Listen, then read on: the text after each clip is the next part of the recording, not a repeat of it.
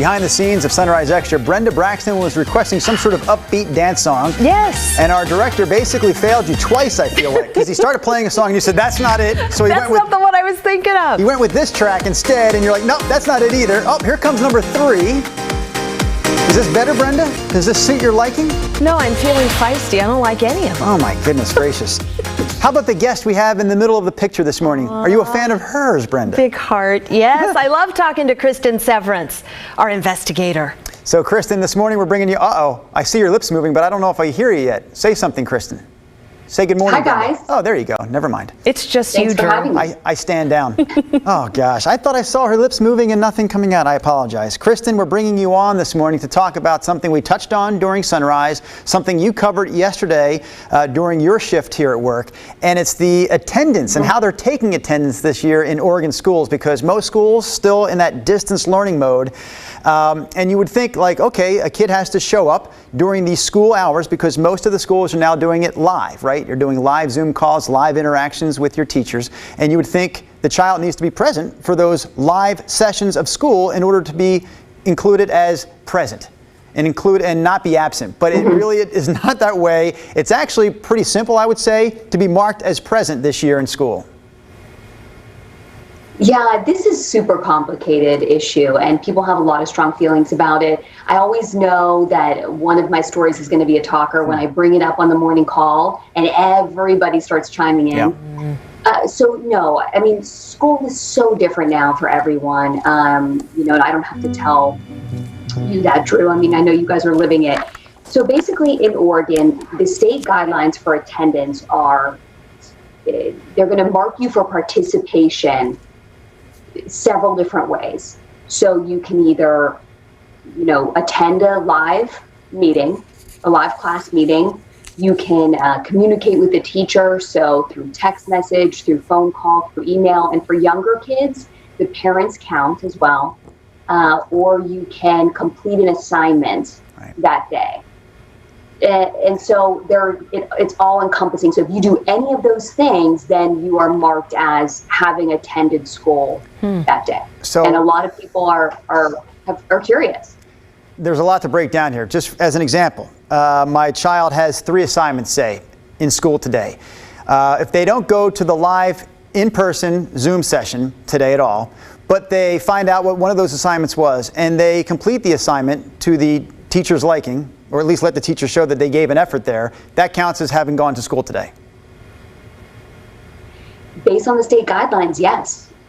And so I think the question is, why are they doing that, of course? And they spell it out in the guidelines very clearly. And I mean, they say, this is very tough for families, obviously, right? I mean, the entire year we've done stories on this, especially in the spring, and then this entire week we've talked to parents who are just having such a tough time.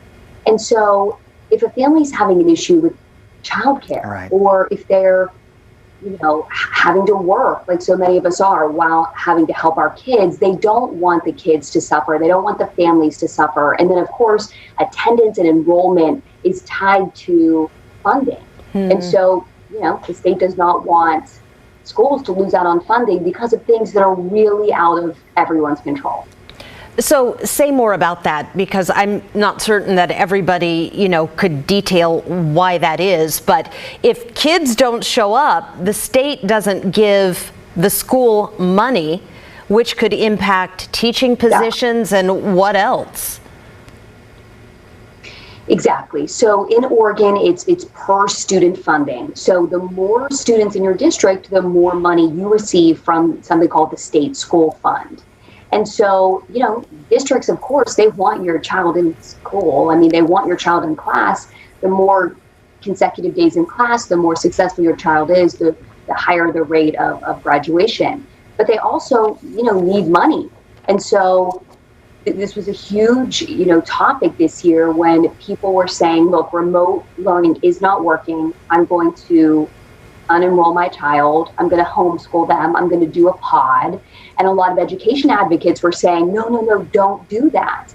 You know, if you unenroll your child, for example, if 10 students are unenrolled, that they could lose funding for one teacher. And so there's a huge light on attendance. But I want to get back to something I was saying just about how tough this is. I mean, again, if you're a parent, I don't have to tell you. But I did a story on Wednesday about how it's going for two families. They both of their kids, all of their kids go to Woodlawn Elementary School. We spent the entire school year last year telling stories there. So we have really good relationships there. And telling the story of remote learning is really hard because I'm not talking about a Zoom call. I'm talking about let us come in, open it up, show us how it's really going. And for this family, that's their screening room. Everyone loved that. They set up this basement room for their first grade twins to kind of get all the wiggles out, before school starts. And the mom is saying, her first grade son is doing okay. He doesn't like it, but he's doing okay. And her daughter is really struggling, and I think we have some sound from her. Mm-hmm. We'll play that. And it was just really a sit down and a run of the numbers and what things would look like is really how the decision came to be. And it made sense. He made quite a bit more than I did. That's how Ray Davenport ended up at home all day with her daughter in Longview, Washington. Ray. One of the questions that's coming up, Cristin, is from Renee Robertson. She's following us right now this morning on our Facebook live stream. Good morning, Renee. And she says, what happens if a student has Wi-Fi issues that are out of their control? Then she says, are they penalized? I'll let you answer that first. That is such a great question. And no, I mean, the district is trying to do everything they possibly can. And I say the district, I've talked to several districts across Oregon. No, they're trying to do everything they can to not penalize kids for not having, internet connection or hotspot connections. I talked with an advocate yesterday in Beaverton. She works with kids who don't have anywhere to live. And she said in some cases there are 4 families living in a home, but, in order to get a free internet, they only give one, free account per household. So there's just so many, and I'm working on that for next week. There are just so many issues that none of us have ever thought about, I don't think. Right. I mean, it is unprecedented in every way that you could imagine. Virginia Carlson, good morning to you on our stream. She says, working well for my Spectrum child in high school. As a single parent, I can follow up in the evening. Cristin, one of the things that I was really struck by when I was watching your piece today during our Sunrise show was when the principal at Woodlawn said one student in her school had just now logged in to remote learning, and it's like October. Right. Can you say more about that? Sure. I think we have that soundbite. That last soundbite was not the correct one. I'm sure everyone knew that, but I think we have this one. There's one student who joined today his class meeting for the first time, and it's almost the middle of October. But it has been just constant reach out to the family, supporting what they need, making sure they have internet access, making sure they know how to get on, coordinating the times, reinforcing the schedule. So it's a start, and we're just hoping for that start for every student. Any questions? So there you go. Again, yeah. So it's been It's just been so interesting following Woodlawn because, and I've said this the whole time, the principal is so open. Andrea is so open with us about everything. I mean, in the spring, we were there and it was almost the end of school. And I believe it was 60% of kids were still not logging on in some classes. In some classes, it was even higher. And they, we were with them as they tried to give out laptops and they tried to give out hotspots and they tried to get all the kids on. Well, now in the fall, it is better. She said, out of 320 kids at her elementary school, less than 20 have not logged on. And there are a lot of different reasons. I mean, there are a lot of different families at every single school. Right. Like I said, they could have issues with permanent housing. There are just so many issues on why someone might be not connecting. And they just try. They have a team of 3 different people who go, the teachers call, and then their team, they will go and they will do whatever they can until that child can connect.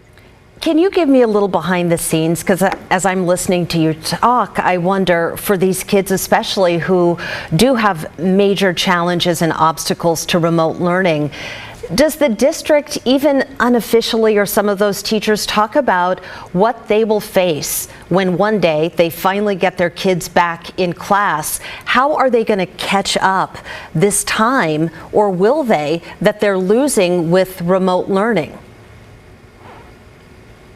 I think that's the big unknown, right? I think everyone is just doing the best they can, but for so many families, I mean, a family that we profiled earlier this week, they're looking at it as a loss.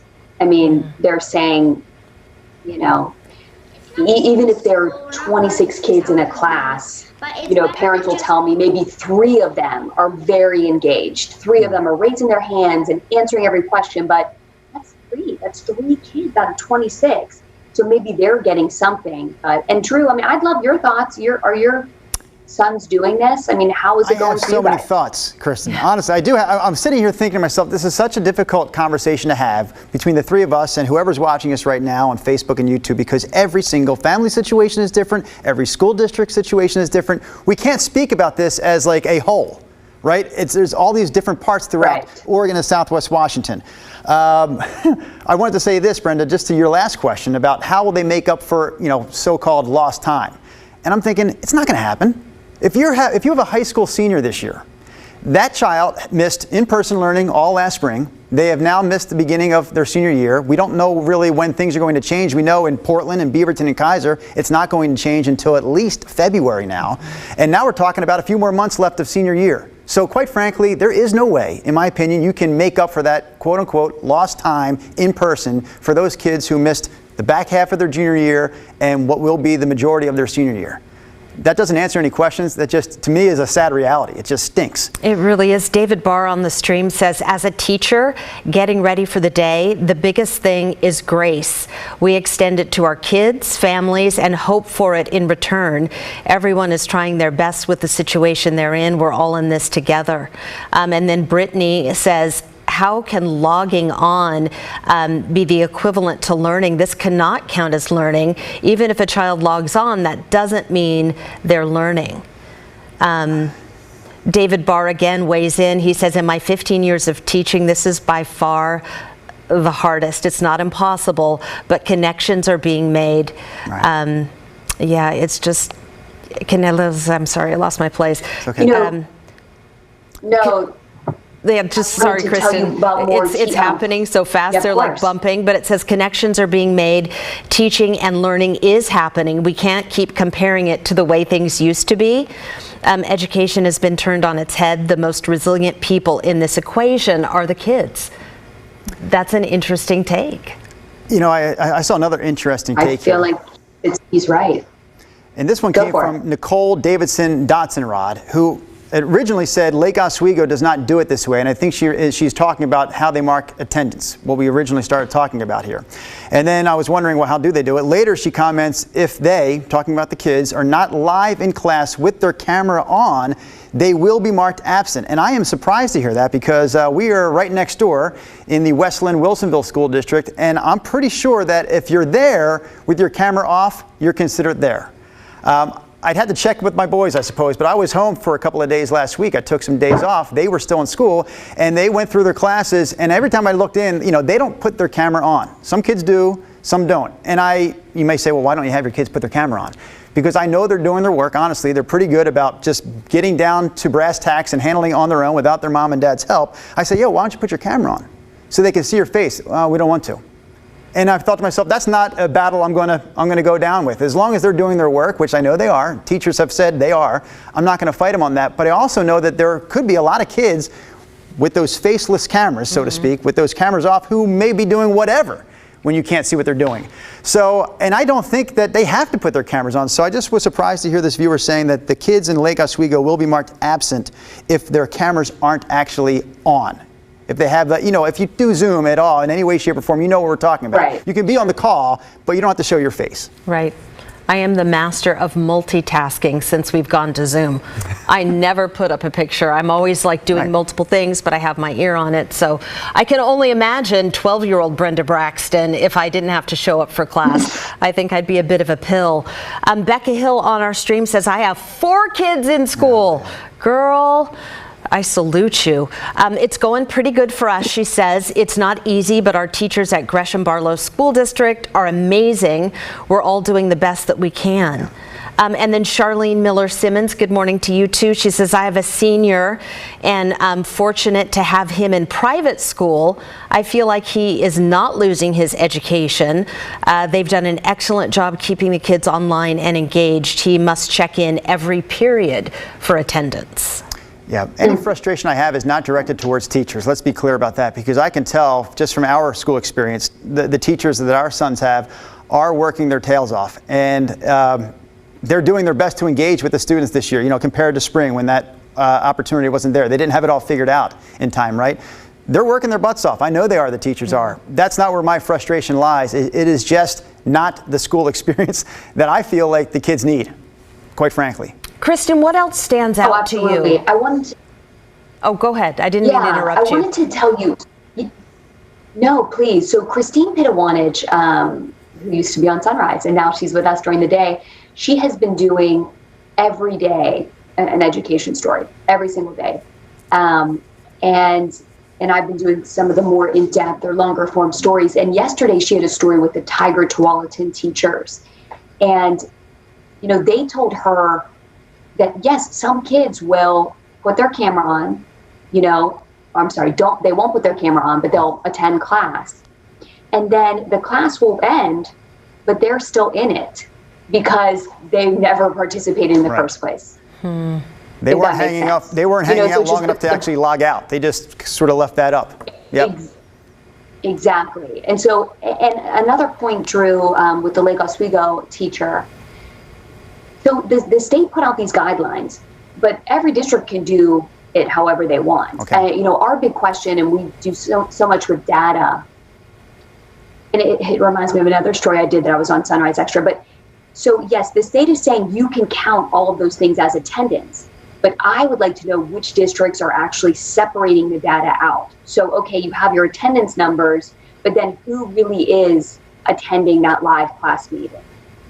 Who is just contacting the teachers? Like that will be what's most important to me. Don't you see this being as very similar to another story you did, Cristin, which I thought you did a fantastic job on, the whole dying with COVID versus dying from COVID. Yes. All the numbers are really considered the same in Oregon. Doesn't matter if you're with it or from it. You're considered dying from COVID. And so here we are again. Are you really in class or are you just kind of in class? Either way, it's cool. You're considered present. Right. No, you're absolutely right. Data is so important, and separating the numbers, it's so important. And trying to figure out, did it work? Did it not? How far are the kids behind? How many kids actually logged on every day and saw that teacher? How are they doing compared to the kids who, for so many reasons, just maybe couldn't? Yeah, boy. I mean, there's so many issues. Let's see. Numbers don't tell the story, I think, is the moral from that last exchange. Virginia Carlson, this caught my eye, her comment on the stream. She says the homeless kids and kids sharing their stream with siblings can't be on all day, every day. We heard from one woman with 4 kids. So yeah, that's tough. I mean, there are so many things that we've just never thought of. I have often said I just have so much sympathy and empathy for everybody who goes through this, because I remember just trying to help my son with his homework in class back in the day, and that was a challenge. So I can't even imagine. I'm glad that mine are grown. Cristin, you've got 2 twins, you and Dan Haggerty. Are they 3 still? They're 4 today. Oh, wow. You're kidding. Happy birthday to the boys. That could have been an excuse to not join us so early, Cristin. You know that, right? You could have said, hey, it's my boy's birthday. I can't do it so early. Hopefully everything will be straightened out by the time they need to go back to school. Exactly, but I have to say, we were introduced to the entire Portland, the Oregon, Washington viewing area on Sunrise. That's true. We brought the boys on your show. They weren't even 2. No. They weren't even 2. No, they weren't. They were a couple of weeks away from that.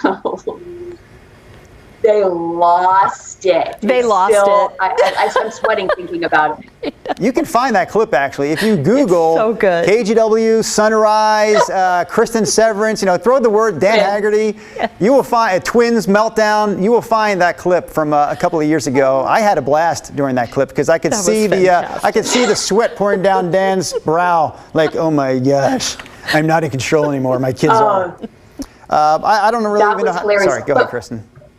Wait, no, that is great. Please Google that. But more importantly, honestly, if one of the most real and honest stories I've done since I've been here aired on Wednesday. It's about two families, how they're doing remote learning. Please look that up. It's on our YouTube channel. It's just the families are so open and so real about their struggles, and I would love for people to watch that. Well, we will. You do excellent work with Inside Woodlawn and all your investigations. So thank you for getting up early with us on the stream. We appreciate it. It's always insightful talking to you about this stuff. Friday high fives, Cristin. Oh, thank you so much. There you go. Thank you. Thank you for having me. All right, Cristin Severance joining us for the Friday edition of Sunrise Extra. That does it for the week, but we're back Monday with another edition. We'll see you then.